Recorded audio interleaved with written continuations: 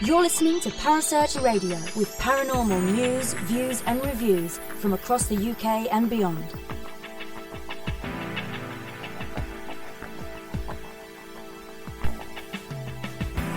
Find us on Facebook, Twitter and the World Wide Web at Parasearch Radio.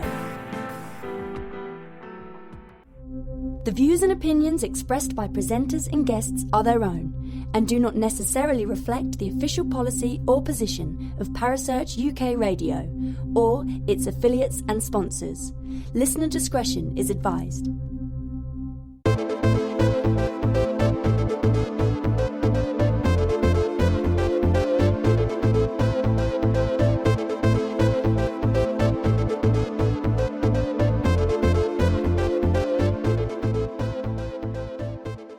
Welcome to the KTPF Reload Show. In case you're wondering what the Reload Show is about, if you haven't heard previous shows, these are the interviews that were conducted by good friends of mine, Steve and Sue Taggart, in the days of the KTPF radio show. Their own radio show ran for just over 4 years, broadcasting every week for over 3 hours. I joined them in the last 18 months of the show's run, but eventually the guys felt they'd just about had enough. It was a monumental effort to keep broadcasting every week for 3 hours. It was a wonderful show.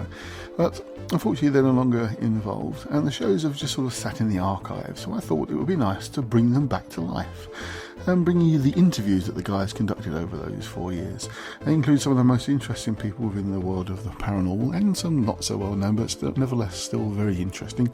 We even have 1 or 2 rather unusual shows, including a live seance and other things along those lines. Anyway, hopefully you enjoyed tonight's show, and this is the KTPF Reload Show. Enjoy.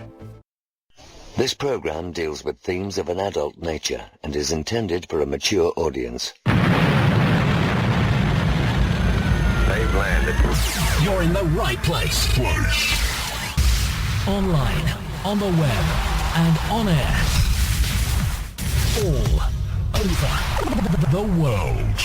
Talk radio. You hear us, we hear you. Good evening, ladies and gentlemen, and welcome to the KTPF Community Talk Show, broadcasting live from the UK and across the world online. My name is Suzanne. And I'm Steve. And I'm Andy. And we're here keeping the paranormal friendly. We bring you a relaxed show with no pressure, talking about various topics from cryptozoology to UFOs, whilst encouraging our guests and you to share information, advice, and most importantly, friendship. Remember, collaboration, not competition. This show incorporates a wide spectrum within this fascinating subject, so if you have any questions, you can use the live interactive chat room where we will ask our guests for you, or you can Skype in and speak directly to our guests by adding the KTPF.paranormal show. Later we have the rundowns of the latest events, news from paranormaleventsforyou.com as well. I'd like to acknowledge everybody in the chat room. Good evening and welcome to you. We've got some new people there as well. Vectra Man, welcome to the chat room. Hi Beth, nice to see you back again. TGGH, as well to you. Ghost Rider 2873. And also those that are actually watching. If you feel like joining in the chat room, all you need to do is just put your username in or something. That's it. That's all you need to do, isn't it? You don't have to sign up or anything. No, just pick a username and away you go. Yeah. So basically, on tonight's show, can there ever be a rationally satisfying and scientifically based explanation as to what happens to consciousness at the point of death? Well, we talked to consciousness theorist Anthony Peake. Anthony grew up near Liverpool in England. He studied sociology and history at the University of Warwick before attending the London School of Economics. Prior to becoming a full-time science writer, he was a management consultant in a human resources industry. He is the author of several books and probably best known for his fascinating theory, which he terms cheating the ferryman.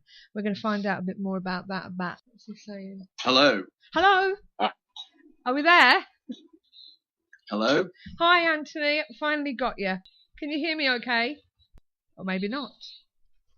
Hello, can you hear me, Anthony? Hear me? Hello, hi. Can you hear us okay, Anthony? Yes, I can. Oh, Can you hear me? amazing. Can you hear Andy okay? Can you speak, Andy? Hello, can you hear me too? Yeah, absolutely. Oh, brilliant. That's good. Made it. Yep. So, good evening and welcome to the show.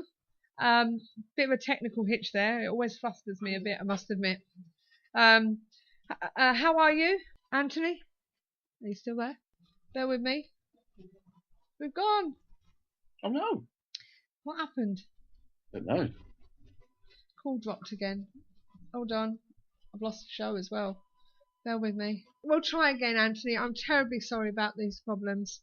It's all right. As I said, I'm absolutely used to it. Okay. Right, first of all, can you tell us a bit about yourself? Yeah, sure. I'm originally from Wirral, Merseyside. Born there in 1954, an awful long time ago.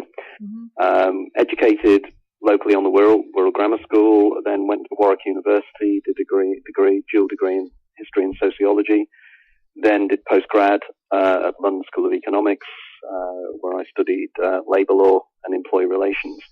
But really it is over the last, 10, 12 years that I've started to carve out a career as a professional writer. I still work as a management consultant, which I'm actually doing at the moment. But effectively, my first love is writing, and my first real area of interest in my writing is exactly what is going on when people have extraordinary experiences, when people report either encounters with ghosts, reincarnation, past life reviews, these kind of things, near-death experiences. These are the things that have fascinated me ever since my university days, and I'm now in the fortunate position of having written 8 books on the subject, and in the process of now writing my 9th. Wow. So obviously, this subject really grabbed you then, and gave you something to think about.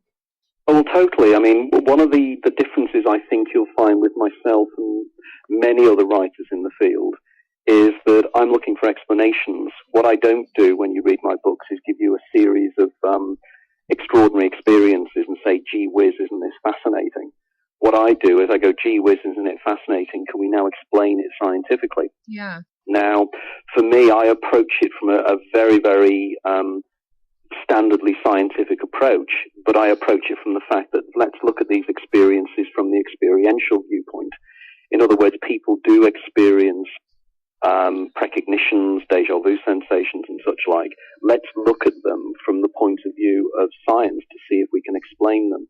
What tends to happen these days with modern sciences, and it's very much a fault of modern science, is that there is a present scientific paradigm. And if anything contradicts the present scientific paradigm, it is literally either ignored or it is explained away. Yeah. In other words, if somebody has a precognition where they precognize, as an associate of mine did, the crash of Concorde in Paris, what they will do is they will say that, well, people microdream. In other words, every night everybody has about 8 to 10 dreams. Therefore, if you calculate that by the number of people on the planet, you literally have billions and billions of dreams. Therefore, it is not at all coincidental, or it is not at all surprising that at least one person will, on any evening, have a dream in which that dream will come true in the future. However, this associate of mine not only had a dream of a plane crashing, but had a specific dream of a Concorde plane crashing with its back on fire in Paris or in France. Now, there's one thing, somebody having a general dream of thinking, oh, there's going to be a plane crash somewhere. This is absolutely specific. And I cite the example, there are various examples of people who have had very, very precise dreams, but the scientists like to cite this thing called the law of large numbers. And the law of large numbers is what I've just cited now, that effectively you will attempt to explain it. Now, I don't know if you've come across many, many years ago, there used to be an English illustrator called Heath Robinson. And Heath Robinson used to do these wonderful designs of these incredibly ornate contraptions that had wheels and God knows what else on them. I think this is Heath Robinson science.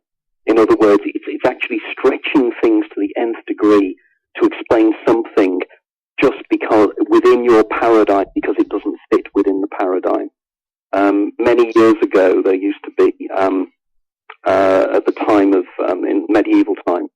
everybody was within what was called the Aristotelian worldview, which was the teachings of Aristotle. And effectively what they did in those days, the scientists of the time, considered that the whole world functioned on the science of Aristotle, which are, for instance, an example of this was that the Earth is the center of the universe and everything revolves around the Earth. Therefore, the sun revolves around the Earth and all the planets revolve around the Earth. However, there were things that they perceived looking in the sky where certain planets went in what was called retrograde motion. This is where planets seem sort of going backwards across the sky when they should have been going forwards. And they came up with these wonderful solutions called epicycles in order to keep their scientific paradigm valid. I think this is what's happening with science now. They are refusing to accept a lot of these experiences, and they are so desperate to not accept the new science, the new explanations given to us by quantum physics, that they are desperate to come up with the most incredibly stupid and silly explanations. And you'll hear them time and time again. And when they fail to do that, they just ridicule you. Yeah. So, when you started on your research, what did you get out of it, and how did you feel about what you were discovering? Well, that was the curious thing. When I started writing, my approach was, let us say, very materialist reductionist, very rooted within the present paradigm, and very much not necessarily looking out to discredit the experiences that individuals had, but to look at them as objectively as I possibly could. Now, what has happened over the years is my position has changed by the sheer weight of evidence from things that have been shown to me, individuals who have approached me with their own experiences, and also my own experiences of the brain-reality interface. Now, I'll give an example of this. In one of my books, The Out-of-Body Experience, I very much present the case that out-of-the-body experiences, when people consider that they are floating outside of their body, I argue that this is an hallucination. It's an hallucination created by the brain under certain circumstances of stress. There's something called disassociation that people do and depersonalization when they're in very, very stressful situations. And I believe that this is what was probably taking place during near-death experiences, because near-death experiences are extremely stressful. But I argue that what we do is we go inside ourselves and start to actually visit alternate locations and universes within ourselves.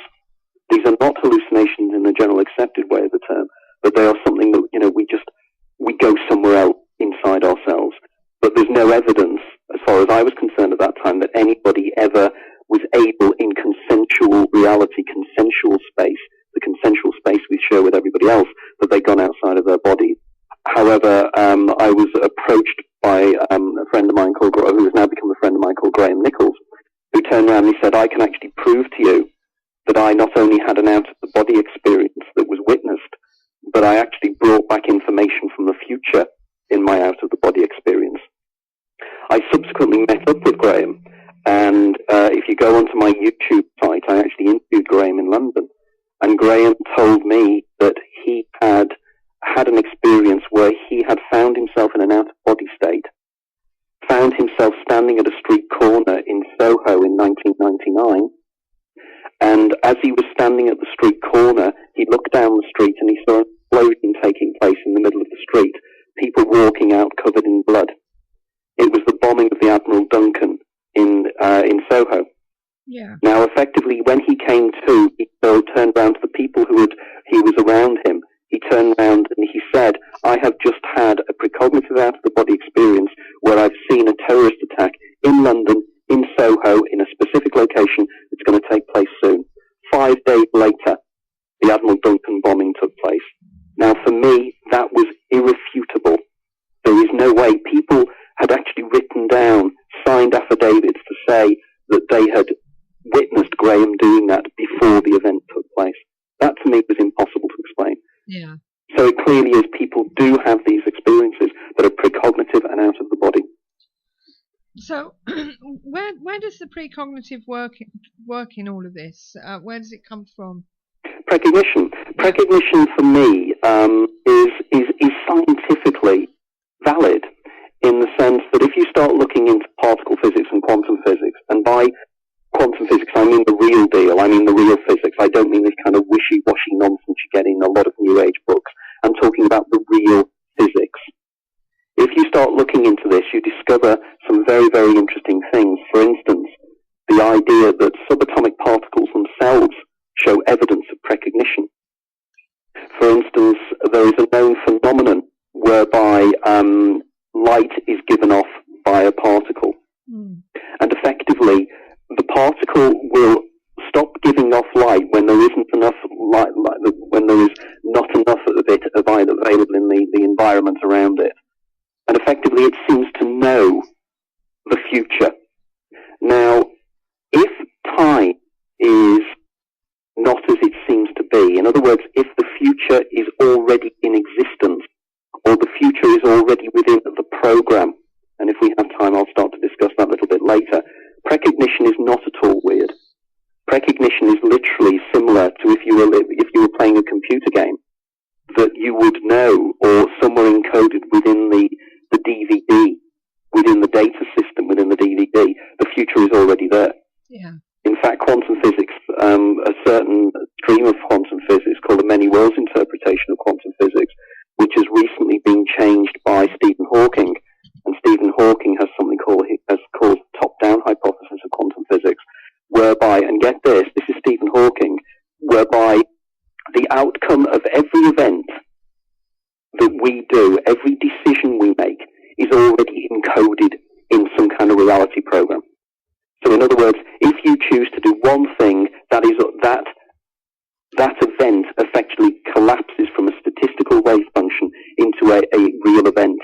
If you make another choice, another event takes place, but they're all encoded there within the future. So in which case it is not at all surprising that we can precognize the future. It's time, it's the issue. It's not the fact that you're seeing the future, it's because we confuse what time is. And in fact, I wrote a book a few years ago called The Labyrinth of Time, trying to explain the science and physics of time, taking into account precognition. Right. Now, you wrote a book about the daemon. Now, we hear a lot about Avatar and that sort of thing, and the Matrix and stuff like that. Where does this all fit in? The Daemon was my second book, Daemon, A Guide to Your Extraordinary Secret Self.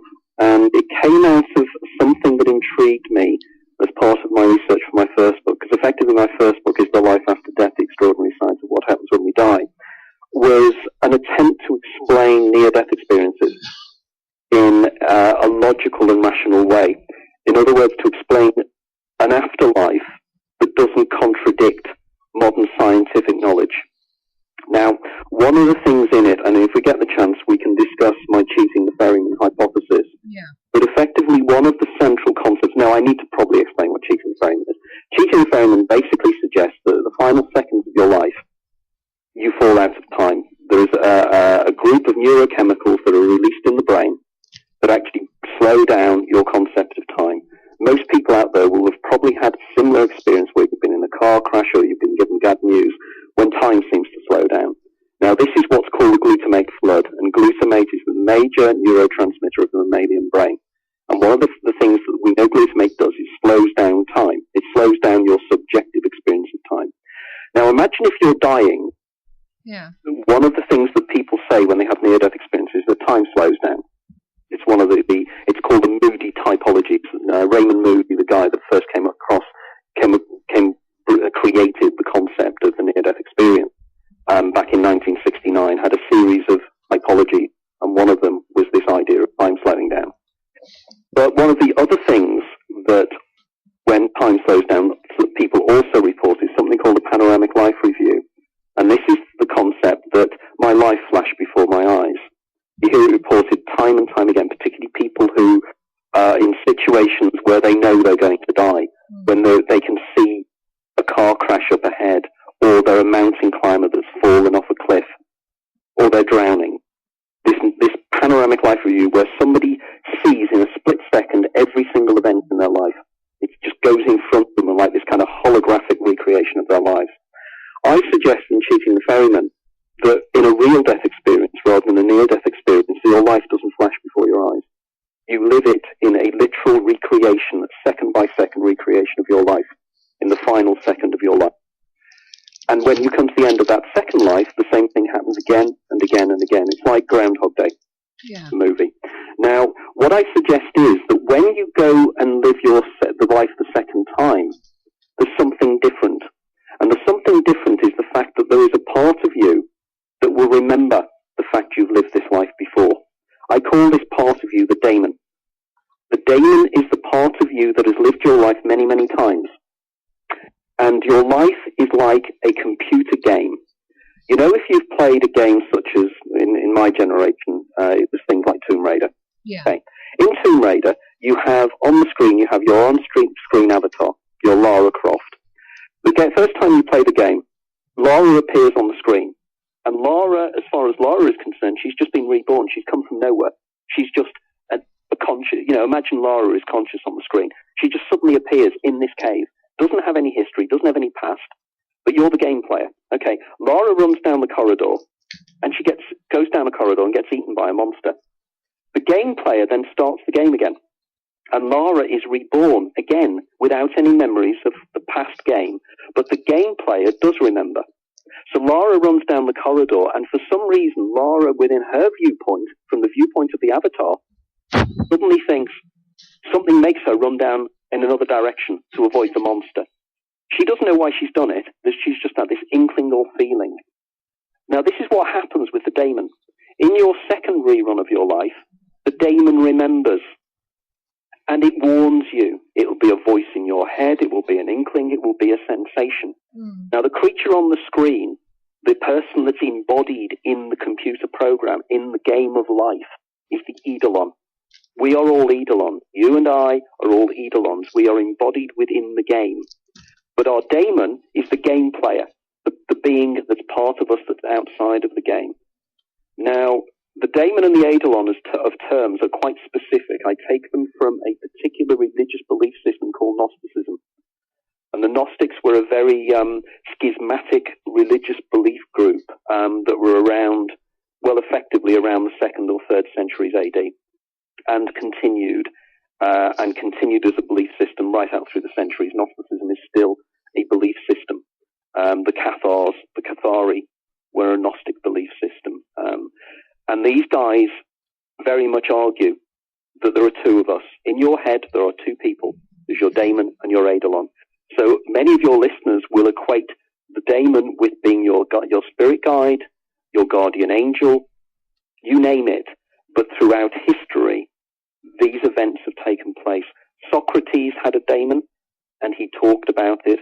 And in the book, The Daemon, I cite example after example throughout history, and examples from people who wrote to me after my first book, who'd had demonic influences in their life that had actually saved their lives. So that very, very quickly is what the daemon and the Eidolon are. Right, okay. Beth's GPS has just asked, is it our intuition? But you've basically said that. You just answered that. You just answered that one. Steve, you've got some questions? Yeah. Hi, Anthony. Can you hear me? Yep, I can. Just about, yeah. Okay, so sorry, but I'm a bit far away from the phone. What you describe as the daemon and how it all works is very similar to a piece of work called Nosso by a Dr. Andre Lutz. And this was written after his death by automatic writing by Francisco Candido Xavier. It's very long. It stretches to about 8 volumes. But he says that we need to reincarnate several times to gain wisdom and experience to complete the human crest. The major difference between what you've just suggested and what I suggest is you do not reincarnate as other people. Right, okay. Okay, and it's very, very important point.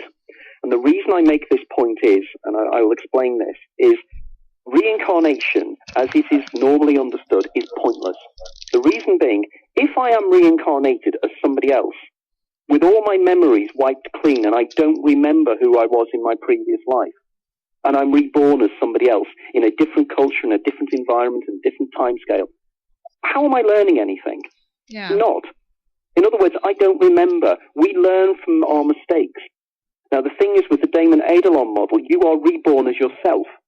In other words, you are given the opportunity to right the wrongs you did in your previous life, as Connors does in Groundhog Day.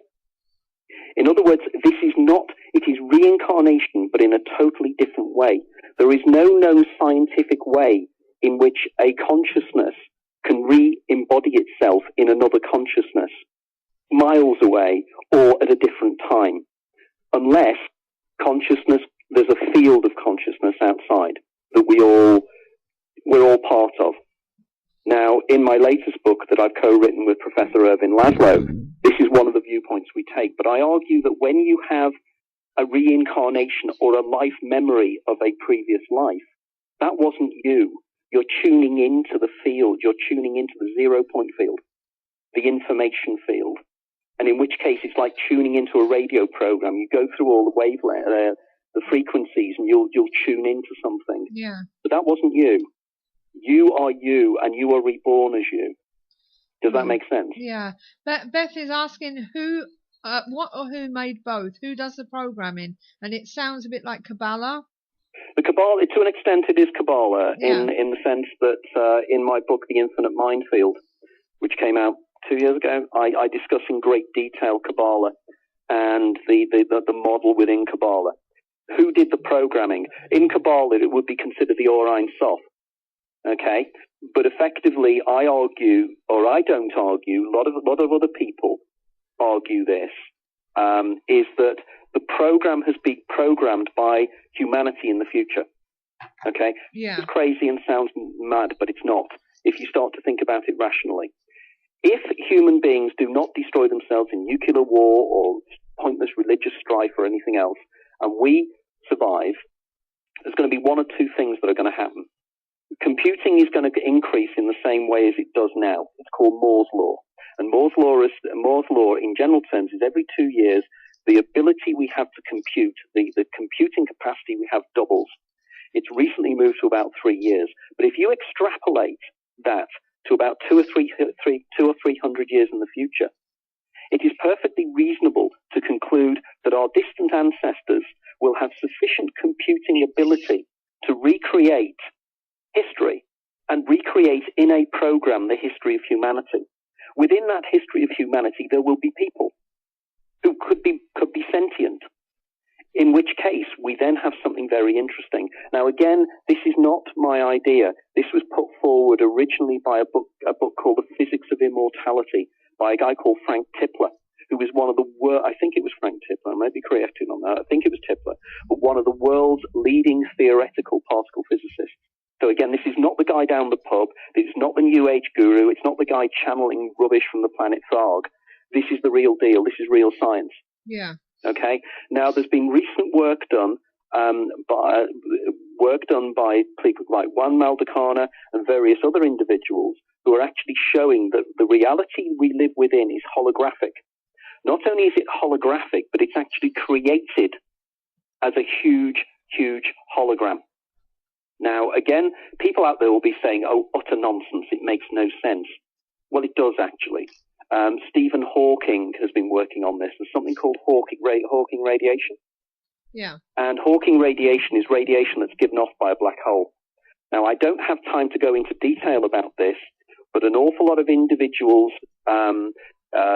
people like Jacob Beckstein and other individuals, real researchers, have actually said that there is evidence to presume that the whole of three-dimensional reality is being projected from the edges of space in towards us. This works as a holographic principle. So in which case, if everything is holographic, everything works on information. And again, I say to people, don't take my word for this. There's a guy called Letko Vedrell, one of the world's leading particle physicists. He's professor of theoretical physics at the University of Singapore. He's written a book 2 or 3 years ago suggesting that the universe is made up of information, digital information. We are living within a digital information simulation. Yeah.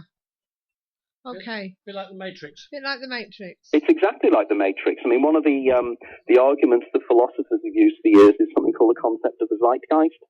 The idea that we subliminally seem to know what is happening. Now, I argue that there is an awful lot of movies. I love my movies. And there's an awful lot of movies that have been out in recent years that are actually dealing with this zeitgeist, this Weltgeist, this idea. The Matrix is just one of a myriad of movies for instance, if you look at Inception, and Inception about lucid dreaming and go further into the lucid dreaming state. Very recently, Interstellar. When I saw the movie Interstellar, I was absolutely stunned because the final sequences of Interstellar are absolutely what I talk about in my book, The Infinite Minefield. You know, the bit where he's looking through the past and he sees his daughter and he sees all the different levels. That is actually literally what they were trying to do. What Christopher Nolan, the director, was trying to do in that. He was trying to show how you perceive time from the fifth dimension, from looking outside of time by looking at what's called orthogonal time, realizing that everything that is happening now. That time is an illusion. It's created by the brain in order to, as one scientist once said, stop everything happening at once, because that's what it does do. Okay. Right, we've got Andy here. I'm hoping you can hear him. Can you talk, Andy? Hello, yes, can you hear me? Hi, Andy. Right, Hello. Do you want to ask some questions, Andy? Just want to go back a little bit to something you were talking about earlier on. I actually watched an interview with you earlier this afternoon, and we were talking about the I can never get this right, the Akashic. the Akashic records. Now, I'm very much, I'm a psychotherapist from the Jungian background, and to me, there's a lot of similarity, I think, between that and Jung's collective unconscious. I wondered if you had any thoughts on that. No, absolutely, totally. I mean, Jung's collective unconscious, I mean, I'm a huge fan of Jung. I always have been. I think Jung was one of the most radical thinkers. I mean, one would argue that he wasn't necessarily being scientific, but what he was being analyzing literally the human experience. I mean, effectively, you know, I was touching on earlier on about the daemon and the eidolon. I mean, Jung had his own daemon, didn't he? Absolutely. I was just putting that in our forum. I pointed out the fact he had the second personality, the intelligent one, if you like, that knew everything, even when he was a young child. So, yes. Yeah, so Jung himself, and I can't think of the name now of the character that guided him. Philemon. Philemon, yes. Yeah. The Philemon, yeah. So Jung had his Philemon. But the collective unconscious and the Akashic field are the same thing. Yeah. The Akasha, the reason that Irving Laszlo, and latterly myself and Irving Laszlo, used the term the Akashic field is because the Akasha is something from the Vedas, something from the theoretical, philosophical basis of Hinduism. Absolutely, yes. I follow myself, so yes. Of information, and everything that ever is and everything that ever could be is already encoded in there. It's something one of my favorite writers, Jorge Borges, who was an active Jungian, mentioned this in his book and short story, The Library of Babel. Yeah, the idea that there is an information field. And again, Laszlo and I do the science of this. What we do is we suggest a model whereby the Akasha can be considered to be equal to the 0 point field within quantum physics. And the idea that empty space is not empty space at all. It is not a vacuum, it's a plenum. And it's full of information, like David Bohm said. Absolutely. Yeah, certainly. I mean, we're going to watch this clip earlier on today, and I'll find myself in agreement with a lot of the things you were saying, and tonight as well, definitely. I think we think very similarly. Just a little quick point I thought you might find interesting. You mentioned on the video clip about 1111 being something you keep bumping into. Yes, I do. 1111 is... I have mixed opinions about this. The rational part of me says that we're bound to see the numbers 1111 on any digital playback. For one reason, 1111 is the only numbers you're going to see on any kind of digital dial that are straight up and down, vertical. Now, if we argue that when we evolved, when we were down in Central Africa, in the plains of Africa, we would have evolved on a plane. So therefore, anything that is actually vertical to the horizon, vertical to the horizon, would be considered to be a threat. So therefore, we'd see it. So therefore, 1111 would be something we would spot, and we would spot just by noticing it. You know, it would be subliminal, and it would be a reaction to it.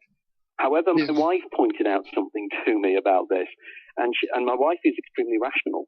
But she said, "You've missed the biggest 1111 phenomenon in your life that you haven't seen that is nothing to do with digital readouts at all. And it is quite weird. It's the title of my first book, Is There Life After Death, the Dutch edition, because most of my books have been published in many foreign languages. But it's the Dutch edition, and the Dutch edition of Is There Life After Death is called 111111. Mm-hmm. And it means life after life after life in Dutch. Yeah. And I thought, whoa, now that cannot be explained. That's spooky. That is weird, isn't it?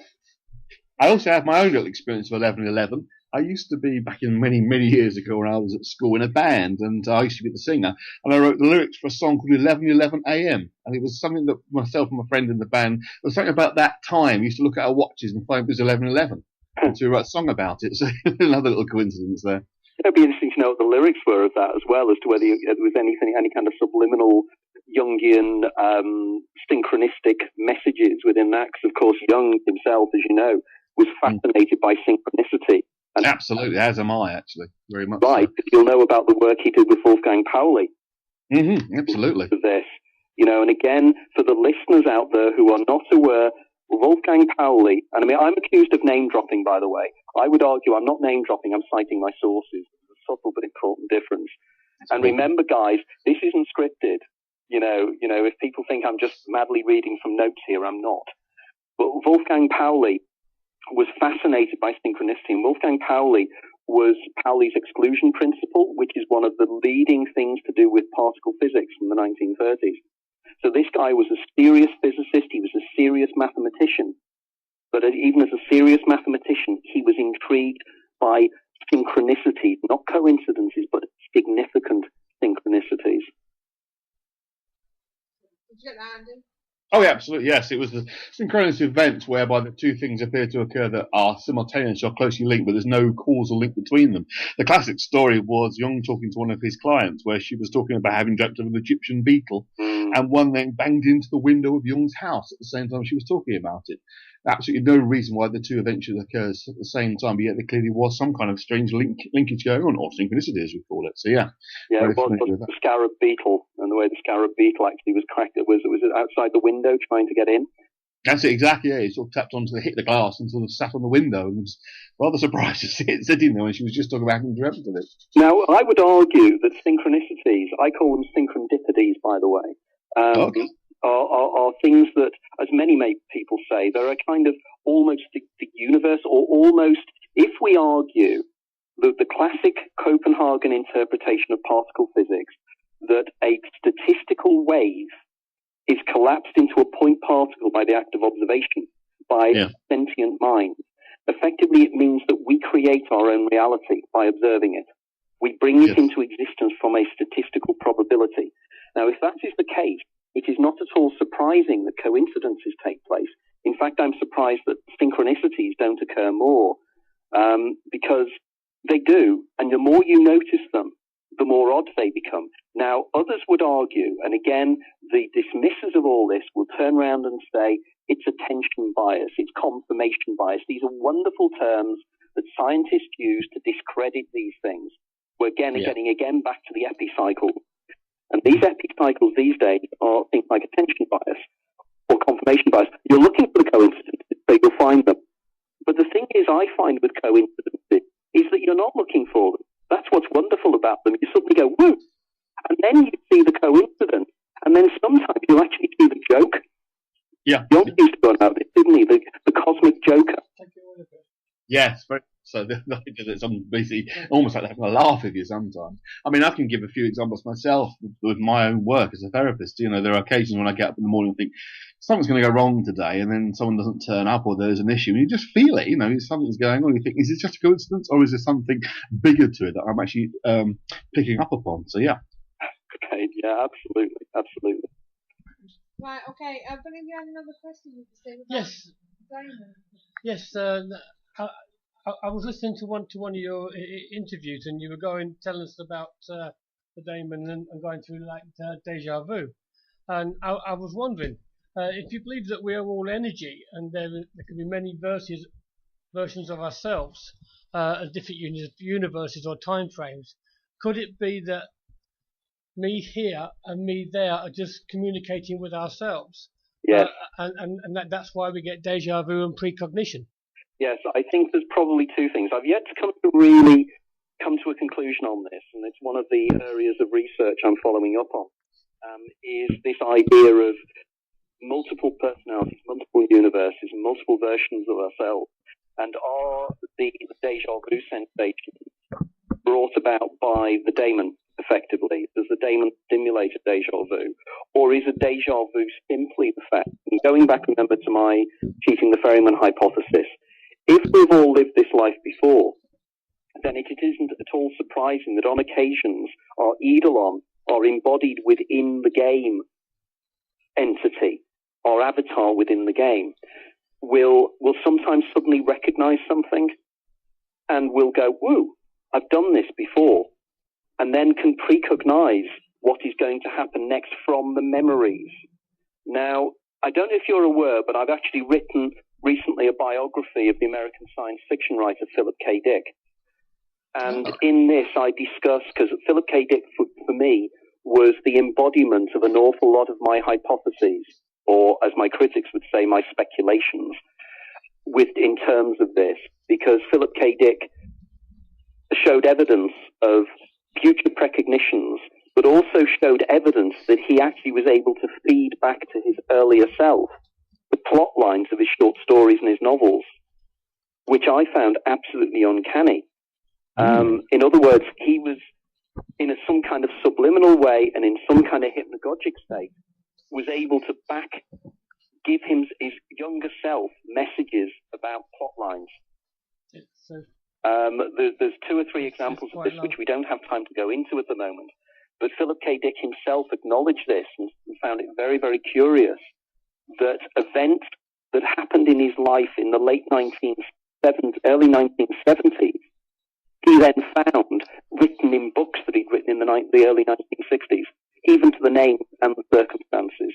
Now that's curious. This again shows that time is not what we think. And again, Philip K. Dick, in his exegesis, called this orthogonal time. Not original in terms of that. A lot of other people, individuals like J.W. Dunn in his Experiment with Time books, very much discussed exactly the same kind of concept. Time is orthogonal. In other words, time runs from future to present to past in a like a river flowing, as Marcus Aurelius called it. But effectively, there's also time that runs off time, orthogonal time. And again, going back to the movie Interstellar, that's exactly the location that the central character found himself looking into when he was in that kind of time loop at the end. Andy? Yeah? Did you want to say something? No, I'm fine. Absolutely. I was just. I thought you wanted to say something on the end of that. Just the sort of last bit of thought that came to me there was, if we must then just be dealing with our own ideas and concepts within ourselves, rather than sort of being able to cognize and send back to ourselves real world events around us. It's just our concepts and ideas. Otherwise, I was just put semi-jokingly into our chat room, you could send back the lottery numbers to yourself, and there's no one's done that, and it probably doesn't work. But it must therefore be just what you know of yourself to yourself. And the Philip K. Dick example would be obviously his own ideas, his stories to himself, rather than being sort of anything from external world around him.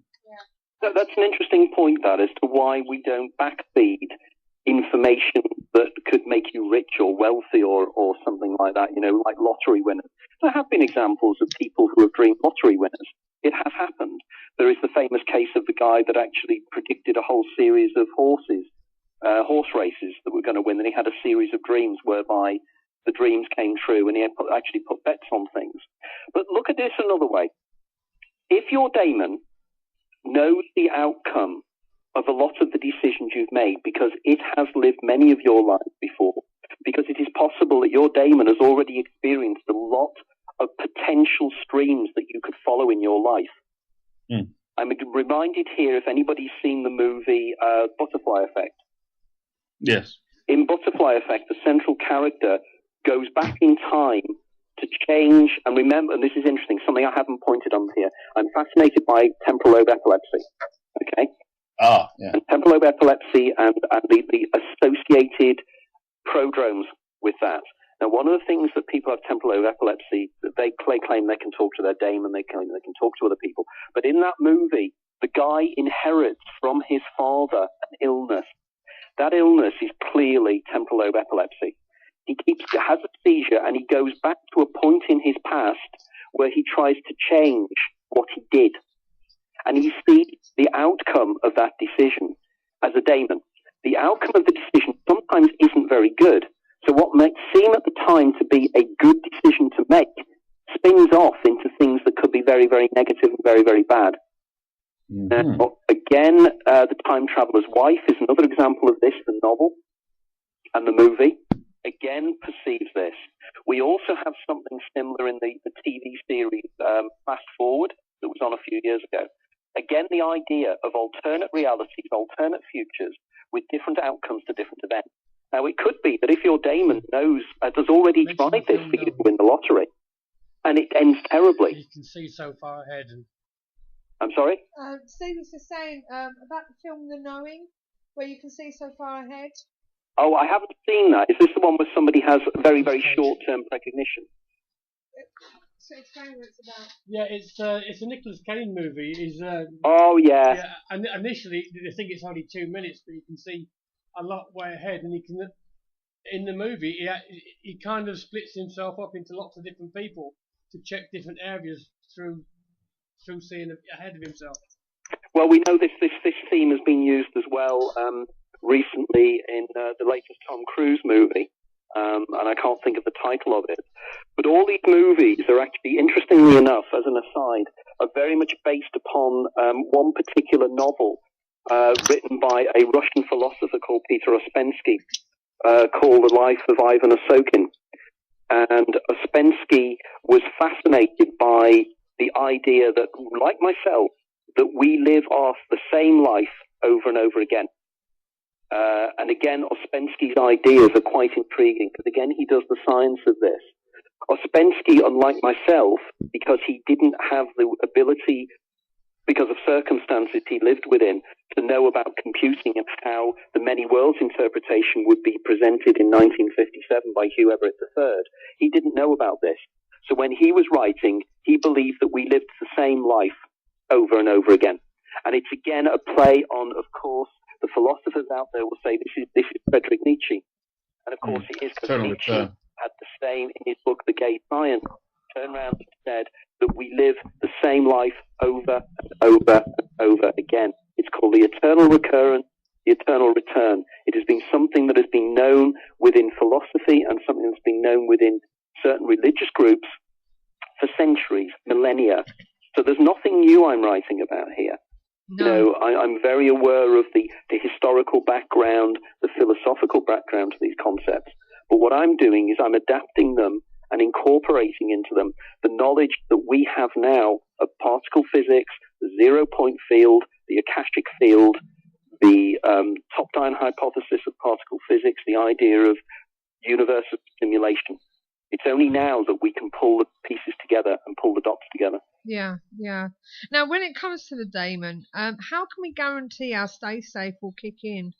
How can we guarantee what? The stay safe will kick in. Okay, I missed that again. The stay safe. The stay safe. Yeah. We can't, but the very fact I'll turn round to you and I'll turn round, I do this in my talks. Isn't it strange that every single person listening to this, every single person in the studio there is alive? Yeah. You've seen other people die. You have seen circumstances where you might have been close to death, but you've survived it. Because this is your universe, and your universe needs you as a perceiver and as an observer to continue surviving. So therefore, your daemon is very, very active in your life. In this iteration of your life, it has made you survive thus far. Okay, now again, people will turn around and say, what nonsense he's talking. And I'll turn around and I'll say, look up the work of a Swedish-American quantum physicist whose name has just escaped me. How annoying. It will come back to me. But he has something called the quantum suicide thought experiment. Oh, yeah. And he uses, and he extrapolates, Max Tegmark, okay? Yeah. He extrapolates from the Schrodinger's cat thought experiment of Erwin Schrödinger.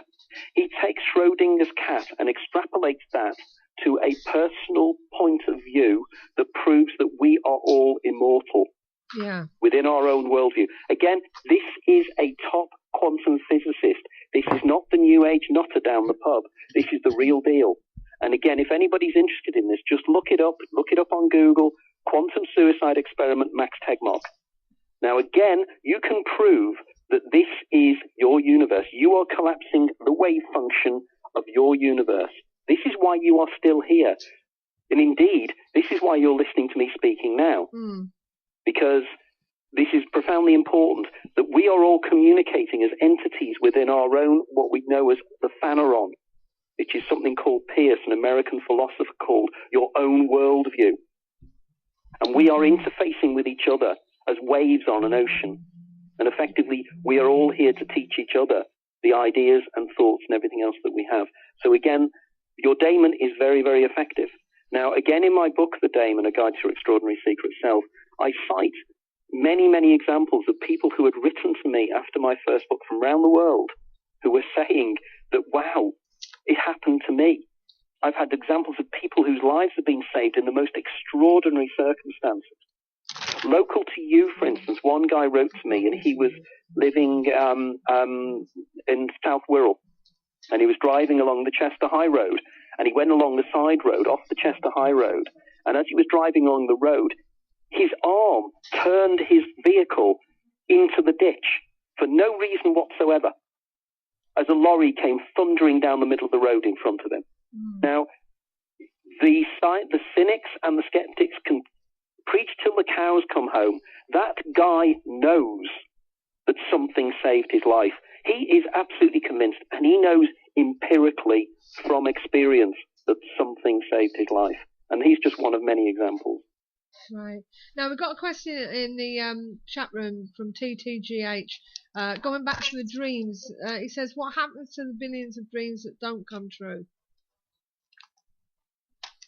Because they're dreams. They're just dreams, right? They're just dreams. I mean, effectively, a precognitive dream, as Graham Nichols, my associate in this, says, he calls it the Cyrillian effect. A precognitive dream has a totally different feel to it. Yes, absolutely. The dream you remember.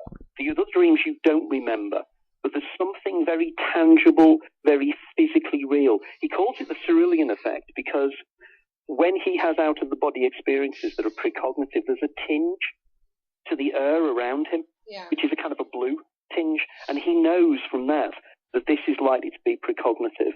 Okay. Andy? Yes, just agreeing that the nature of those kind of dreams, I've had one or two myself over the years. One of the strangest one was I actually dreamt the end of a book I was reading, a novel. I actually dreamt how the end, and it ended the way I dreamt it. And there was no indication in the book at the time that's how it was going to finish. But it has a strange clarity to it, a real... I mean, you feel as if when you're dreaming, you feel as if the dream's real anyway, but there's always strange things happening. But this felt so real, as if it was actually happening to me. So yes, I can concur with that those kinds of dreams are very rare, but there is a certain level of reality within them that you just cannot ignore. They feel so real. I mean, that has interesting significance because you're probably aware of the research of Dean Radin and Dick Bierman. Oh, absolutely, yeah. Okay, and Bierman and Radin, for the listeners, did a series of experiments where they flashed photographs in front of people. Now, they actually had sensors on person's skin.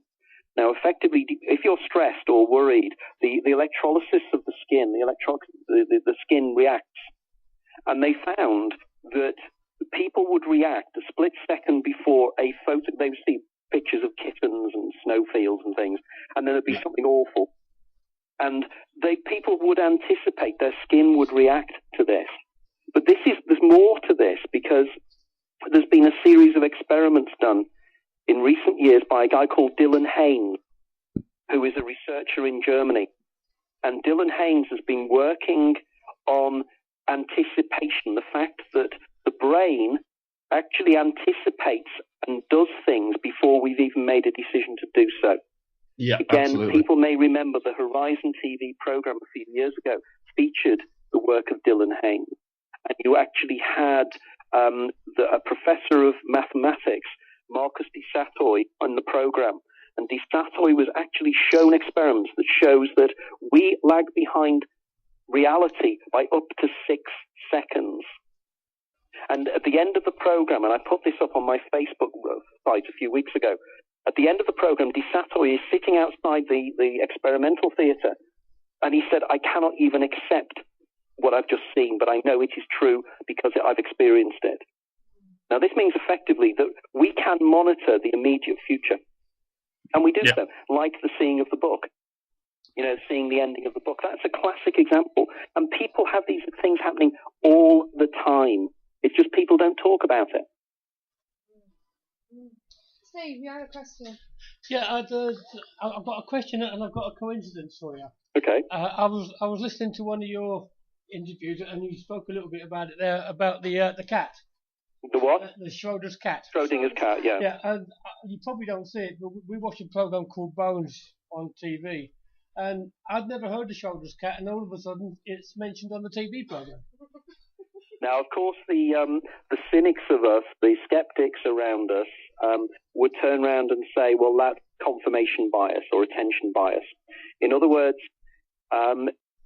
you've never come across a concept before, and suddenly you see it everywhere. It's like you buy a new car, and you have a new red Audi, and then suddenly you see red Audis everywhere, even though beforehand you have not seen them because they're not registering some way. And there is a certain validity to that. I won't disagree with that. There is validity there. But effectively, it's when you have significant coincidences, when you have 2 or 3 occasions where the same thing starts coming up, that's when it starts getting significant. But it is strange. I agree. Yeah, okay. One more question? Yeah, one more question. Okay. Yeah. Hold on. Okay. Yeah, I was wondering, you mentioned about the daemon going through your life just before the end. So like a flashback kind of thing. Could this be the reason why some people see long dead relatives shortly before they die? I do indeed. It's the actual phenomenon. Funnily enough, in my latest book, The Infinite Mind, I have a whole section of these experiences of dead relatives at the point of death and things. It's actually called Peake experiences. And I think it was Myers, or it could have been, I was one of the founders of the Society for Psychical Research, came up with the Peake experiences. And it's going back to, I think, a poem by Keats, I think. But effectively, these things are quite intriguing. And I think what happens is when we're in certain stress states or whatever, we seem to be able to communicate more effectively with, and I hate the term, the other side. I hate to use that term. Yeah. But effectively, we can communicate more with the orthogonal time, with the 0 point field, or whatever we'd like to call it. Because if time is an illusion, which very much in my book, The Labyrinth of Time, I tried to put across, people die in time, don't they? In other words, you watch somebody die, and they die. But in their time, they don't die, because at the moment they die, they fall out of time. So in your universe, they have died. But in their universe, they're still alive. They're still conscious. They're still living their life over and over again. Now, there can be circumstances, I believe, where there can be cross correspondences, to use a very, very emotive term from a very, very famous series of research that was actually done at the turn of the 19th to 20th century, cross correspondences, that there seems to be sometimes a kind of mirror area, an overlap, a liminal area where you can communicate. And I believe this is in the hypnagogic state. This is that state when you're semi-asleep, semi-awake. And I think in the hypnagogic state, we can seem to attune into a deeper level. And I think, and it's something I haven't talked about thus far, I think this is something to do with the release of dimethyltryptamine in the pineal gland of the brain. Yeah. And again, I do the science of this. And I think it's dimethyltryptamine that actually opens up the doors of perception and allows us to perceive the realities behind the realities. Right, okay. We got an Arthur Frayne on the chat room, and he says what worries him is the weapon potential. The weapon potential? I'm not sure what he means by that, unless he means the brain as a weapon. But he hasn't come in anything else apart from that. Anyway, going on to deja vu now, if that's okay. Yep. Does this lessen the older we get, and why? Yes, it does. The research is very, very strong on this. The empirical research, the academic research is quite profound, and it's one of the great mysteries of, I think, I should remember the name of the people who did the research, the initial research. But the research shows as we get older, the incidence of deja vu sensations, or actually technically not deja vu at all, but deja vu already lived. Deja vu is already seen. Yeah. Deja vu is already lived. Tend to decrease. Now, the reason I think this is quite a simple one. Yeah. If you are remember the analogy I was using before about Lara Croft running down the corridor? Yeah. As you get older and you get more life experiences and more demonic circumstances where the demon saves you, there will be a point where you've got the furthest point you got in your life last time during the game. Is this making sense? Mm-hmm. So in other words, say last time round you survived until you were 45 and then you were killed in a car crash.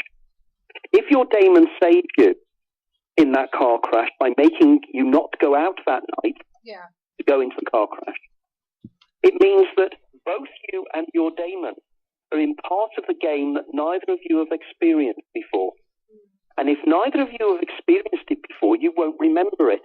And if you won't remember it, there'll be no deja vu sensation. Right. And that literally makes complete and utter sense to me. Yeah. And I think my hypothesis explains that totally. Mm-hmm. If that makes sense. Yeah. Yeah. Okay. See? Yeah, I was wondering what's the difference between deja vu and deja vu? Okay. Deja vu is already seen. Deja vu tends to be a recognition of something you see in your visual field. So in other words, you see something and you go, oh, I've seen that before.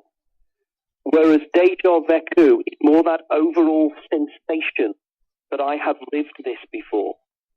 I have been in this place with these people at this time before. And this is one of the reasons I argue to people when people turn around and say that deja vu is evidence of reincarnation. And I say self-evidently it isn't.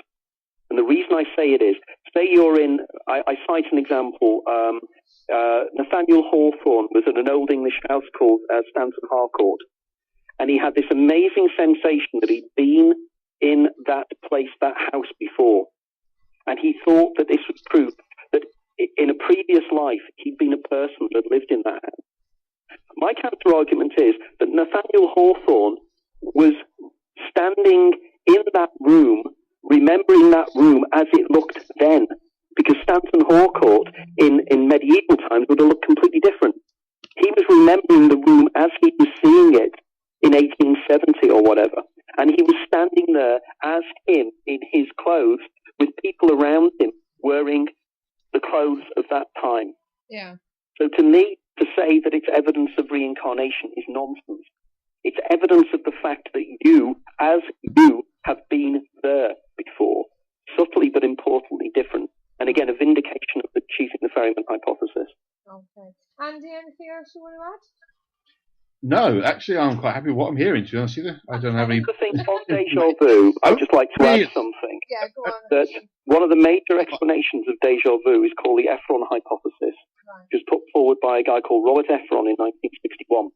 And if you read any book on psychology or on perception theory, this is the hypothesis they put forward to say this has been explained. It's called the visual pathways hypothesis. And in basic terms, it means that your non-dominant hemisphere has processed the visual information a split second before your dominant hemisphere has. Then the information crosses the corpus callosum and is presented to your everyday consciousness. You get this kind of echo. Yeah. Okay? Now, what is fascinating about this is that about three years ago, a researcher called Akira O'Connor at the University of Leeds, who's part of the Chris Moulon research group. There is actually a research group in the University of Leeds who just researched deja vu, by the way. They're run by a guy called Chris Moulon. Okay, Akira O'Connor, who was researching Chris Moulon, discovered people who had been born blind. They had never seen anything in their lives. They were congenitally blind. They had deja senti, I think it is, experiences. whereby they heard something again. Yeah. In other words, they would hear somebody say something to them and hear it again. Right. Now, what is significant about this is that the neurological pathways and the neurochemical pathways of the brain for visual systems works completely differently to the systems of hearing. In other words, the visual pathways theory is out of the water because the visual pathways theory cannot explain already heard, because they can't. Right, okay. We're going to round this up soon, so we've got just a couple more last questions for you. Steve? Yeah, we had a guest on, Steve Johnson, sometime last year, and he has precognitive dreams. They're completely mixed up when he gets them. But I just thought you might be interested in this. Very much so. Yeah, I mean, I'm very keen, if there is anybody out there, or you know of anybody, that has had precognitive dreams that they have actually recorded, or they have spoken to other people about, that there are witnesses to the fact. I am so keen to hear from them. It is profoundly important. Because the only way we are ever going to prove that precognition is an absolute reality is to give irrefutable evidence to that fact. Okay. Of course, for the Chris Frenches of this world, they will still actually throw out the law of large numbers. But effectively, for the man in the street, that will be proof. You know, I don't know how many times people are supposed to have precognitive experiences where they're explained away. Instead of actually science is looking at the facts and evaluating the facts, not trying to come up with alternate theories as to why these things occur. So if anybody out there has had a precognition, please contact me on Facebook. Just look me up on Facebook, Anthony Peake. I am there. I will respond. I am desperately looking for proof. Yeah, you will find still Steve Johnson on Facebook. But one of the guys in the chat room, Ghost Rider, actually remembered this. He said that he predicted that something would happen in Glasgow in December, and as we know, we had that dust cart. Yeah, with a helicopter crash. Yes. Yeah. Right. Yeah, we had the dust cart thing recently, didn't we? When that man in the dust cart. Oh, that one. Yeah. Oh, right. Yeah. Yeah. He didn't actually know what it would be, but he knew something was going to happen in Glasgow in December. When we spoke to him at the time, he was still trying to work out all the signals he was getting. This was before it took place? Yeah. Yes. Wow. Yeah. Do you know Steve Mara? Yes, I do know Steve. Yeah, Steve and I were up, funnily enough, in Stirling. Yeah, he's connected with him. Oh, right. I will contact Steve because it's all part of your magazine, isn't it? Yes. Well, his magazine. His magazine, yeah. Yeah. No, I meant... Yeah, he recommends us, bless him. He did the Stirling Paranormal Festival. Yeah. Great guy. Okay. So basically, we've had a good introduction to you, Anthony. It's been a brilliant show. Was there anything else you wanted to ask Andy? No, at the moment I don't think so. I think that it would be interesting to do it again at some time. As I said to you earlier on, an hour is never long enough, neither is 3 hours. We've only scratched the surface. Yes, and as I say, hopefully Skype will work better next time. No, it won't. Believe me, this is the Archon. I put something up on Facebook about it. Yeah. It literally happens every single time. It's a running joke, whether it is an interview from Australia, whether it's an interview from America, wherever it is, Skype will go down. Right. So goes down. We call it the Archon. It's a semi-joke. Yeah. But as I say, it happens too often. It's been brilliant having you on. Thank you for taking your time to talk to us. No, thank you for giving me the time. I hope I haven't ranted on too much. No, you've been fine. We'd love to talk more, actually. But okay. But as I say, we would like to have you on again to sort of, all Steve's dreams are documented. Apparently, all Steve Johnson's dreams are documented, and Steve Mara knows about them as well. Okay, well, send me a link. Maybe put something up, either Steve or yourself or somebody, put something up on my Facebook wall about this. Okay, then, no because problem. I'm sure we'll get some interesting reaction from there as well. And just for your listeners, I'm on Facebook. AnthonyPeake.com is my website. CheatingTheFerryman.com is my forum as well. So please put your experiences up there. The only way we're going to change this paradigm is by actually making it change. And the only way we're going to do that is by evidence and scientific proof. Okay, well, thanks again, Anthony. It's been brilliant. It's been delightful. Thank you. Bye-bye. Bye. Bye. Bye. Well, there you go, Mr. Anthony Peake. So, we hope you've enjoyed tonight's show, and we look forward to having your company again. So basically, thank you very much for listening. Thank you, Andy, for your input. Well, that's all right. So, and we'll see you again next week. Absolutely. Okay, so until next time, it's good night from me. And it's good night from her. It's good night from him. And all it's left to say is, remember to keep the paranormal friendly. Keep it friendly, guys. See you next week. Good night and God bless. Bye-bye. This is where it's at. Hello, Harry Price here. Good evening. If there's nothing myself and everybody else enjoy here on the other side more is the sit back and relax and listen to Parasearch Radio with its paranormal news, views and reviews from across the UK and beyond. Make sure to find out more about them on Facebook, Twitter and the World Wide Web, whatever they are, to keep up to date with all their broadcasts throughout the week. And I hope you enjoy them as much as we do over here. Hello? Is anybody there?